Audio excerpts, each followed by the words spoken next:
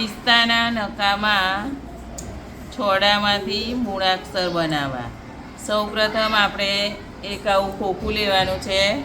એને કાતરની મદદથી વિવિધ આકારોમાં આવી રીતે કાપી અને એની ઉપર સફેદ કાગળ ચોંટાડવાનું ફેવિકોલની મદદથી.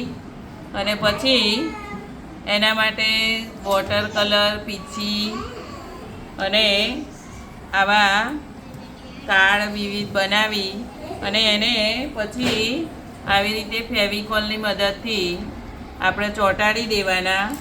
અને પછી ફેવિકોલની મદદથી ચોંટાડ્યા પછી પીંછીની મદદથી રંગીન કલર, કોઈ બી કલર લઈ અને તમે પીંછીની મદદથી આવી રીતે કલર કરી શકો છો. તો વેસ્ટમાંથી બેસ્ટ સરસ મજાના આવા મૂળાક્ષર આપણે બાળકોને શીખવવા માટે આ મ છે, સ છે, દ છે, એકમને અનુરૂપ બધા મૂળાક્ષર આપણે આવી રીતે બનાવી શકીએ છીએ.